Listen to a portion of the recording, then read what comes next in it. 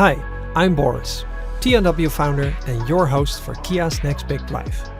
In this series, we will be giving a lift to 5 innovators speaking at TNW 2025. Let's get going.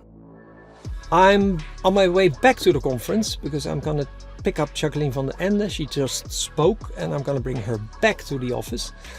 She's the CEO and co-founder of Carbon Equity, which is an investment platform for people who want to invest in sustainable innovation and other stuff. So I'm going to ask her, are you a VC or something else? Either way, it's going to be interesting. Hello, Jacqueline. Hey. How are you? Good to you. Thank you. So you're not a VC. So what are you?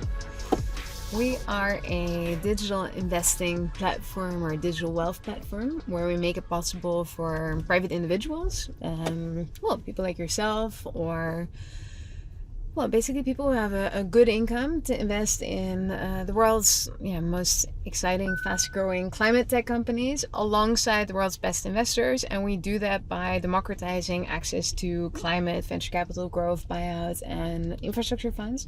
So we're not a direct investor, basically in books meets climate finance. So the platform is the main focus on creating a better world, like impact and the environment, or is it more democratizing investing?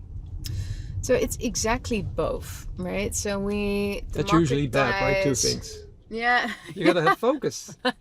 No, because in our case, sort of like at Carbon Equity, we say make good money, which basically means make good financial returns and also with your capital power hundreds of fast growing and super impactful climate tech companies. Right. And you can do both. So we build a digital platform that enables digital access to private equity from small investments. So from 20K, you can invest in literally some of the world's best venture capital and private equity funds, where your capital is moving the needle on climate by indirectly funding hundreds of climate tech companies. And that can be companies like H2 Green Steel or Form Energy, who do grid scale batteries, or anything from alternative proteins. I often say, like, you're literally funding every brick that we need to build a new clean economy and to replace the fossil economy. Right.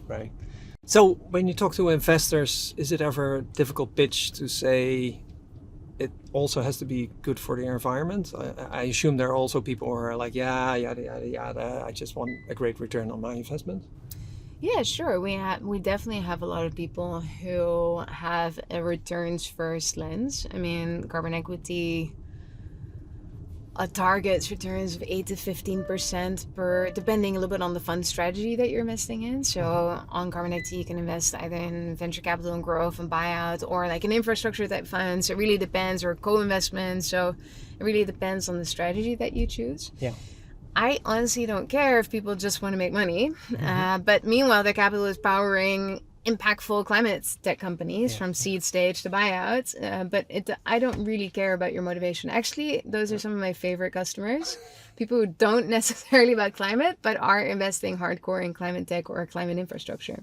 I think some people basically say, well, climate is changing, but is that a problem? I would say that's like the biggest form of climate denialism is, okay, sure, the climate is changing, climate always changed, but is it something that we should be concerned about? And I also have people who say, is it a problem that humanity at some point will self-destruct, right? Isn't that actually better for the planet, because the planet will revive at some point? That we also get sort of, I guess it's a stream of nihilism. Yeah.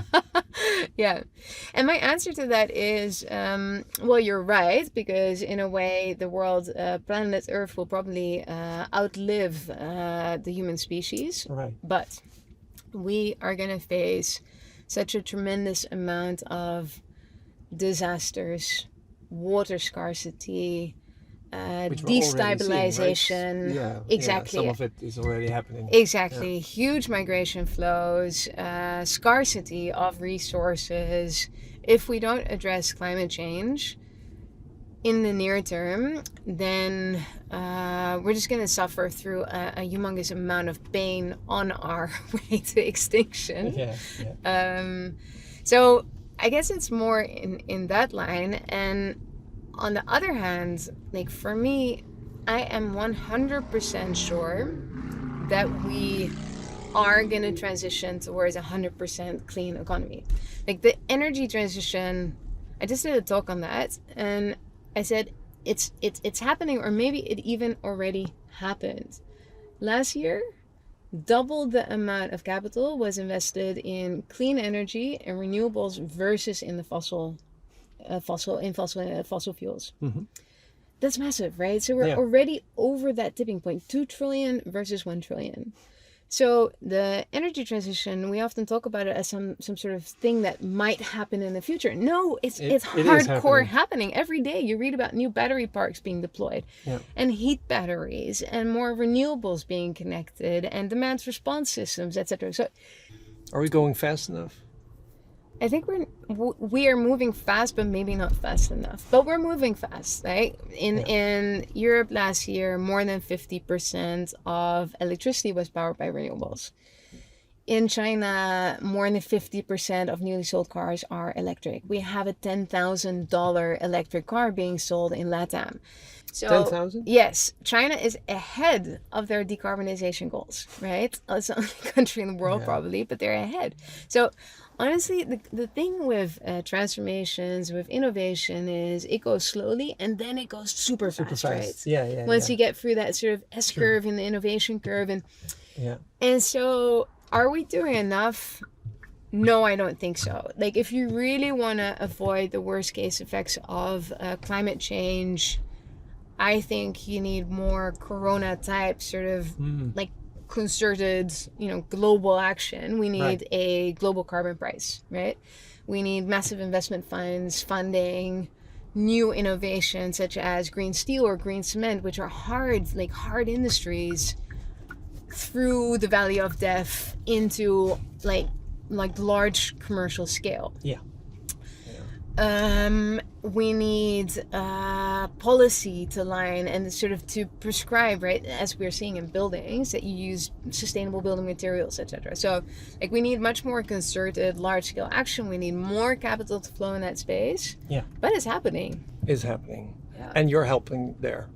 Do you think is that the reason why you started the company? Like this is the thing that's going to move the needle?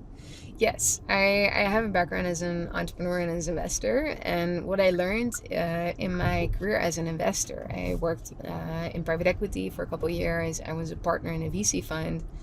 Is that money decides, right? Money literally decides like what grows and what dies. So my thought was, okay, I want to spend the rest of my career, I want to spend the next 30 years, 3 times 10 years building companies that help solve climate change.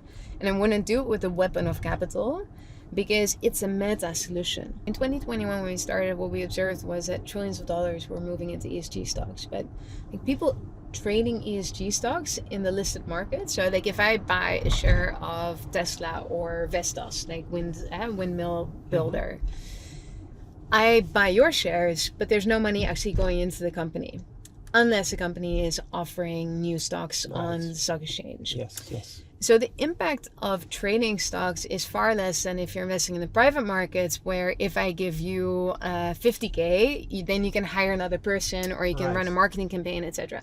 So our observation was like 97% of all companies are not on the stock exchange, they're private. So let's say 100% of climate innovation is private, but only 1% of people has access to investing in private markets, because typically you need a ton of money. Either you can be an angel investor, very sexy, the highest risk thing that you can do with your capital, like a 90% plus chance of losing your capital. Or you can invest in VC funds, but to invest in a VC fund or a private equity or a growth fund, you need millions of dollars. Right. So basically 99% of private capital is locked out of private markets. So what Carbon Equity does, and that's where the digital platform comes in, is we aggregate like a lot of small investors And small is a little bit like within brackets because the minimum is 20K, but we also have people investing 20 million. So it's like the full range. All right. Yeah. But we bundle all of those investors, big and small, as a result of which we offer access to the world's best fund. So we write 10 to 20 million checks per fund, which gives you, as a 20K investor, literally front row access to the world's best climate funds. You have Bill Gates investing for you instead of that you're investing yourself. Yeah. You're diversifying your risk, not by investing in one company, but in like hundreds of companies in one go. Yeah. And it's easy like Sunday morning. It takes you 5 minutes to onboard. Is it like an app? If I want to yeah. invest my money tomorrow, because you have Yeah. a great pitch. Yeah, I have some money. No, I don't have 20 million to invest though. I'm poor. But where do I start? Is there an app, or do you send me a ticky, or what's the? You can send me. I'll send you a ticky book. Yeah. That does not sound trustworthy. No. I mean, you go to carbonequity.com. You make a free account. You check out the open funds. There are 3 funds open at the moment. Like one is investing in technology and innovation, another one in infrastructure, and another one is a blend of infrastructure and technology, and that's the one that's accessible from 20K. And then you pick, and then basically, if you want, you can have a call with our team, and then you at some point commit. It's a free call. For 20K. Exactly. Free call. Exactly. 20K. That's If you make an account, I'll call you myself. Deal. All right, we're almost there. I have to do a word game with you. Yeah, I'm just going to say a word, and you say the first thing that comes to your mind. So, example, I say flow. Okay. And you say? Flow, waves. All right, acceleration. Hypergrowth. Startup. Innovation builder. Charge. Electric vehicle. And data. AI. AI, yeah. Are you big? Are you all in on AI? Well, definitely like looking to implement it throughout the company. Like, okay, what are all the things that we can do more efficiently? We also invest in quite a lot of climate AI companies. We have companies using AI, for example, to identify critical minerals that we need for the energy transition. Mm-hmm. We have another company that's actually looking to replace critical minerals. It's sort of like an AI engine where you would say, okay, I need to use lithium. What sustainable alternative material can I use? And they use AI to generate that type of insights. We have AI for energy efficiency. So basically, I mean, AI is just going to be another. It's going to be a commodity, right? It's just intelligence infused into everything, what's really interesting for the whole climate transition is that AI is going to lead to a massive increase in energy, and that is powering the green transition. Yep. So this is my office. Well, I hope you enjoyed the ride. I did. 5 stars. 5 stars. Woo! Want more? Check out the next episode or watch the full Kia's Next Big Drive series right here. See you on the road.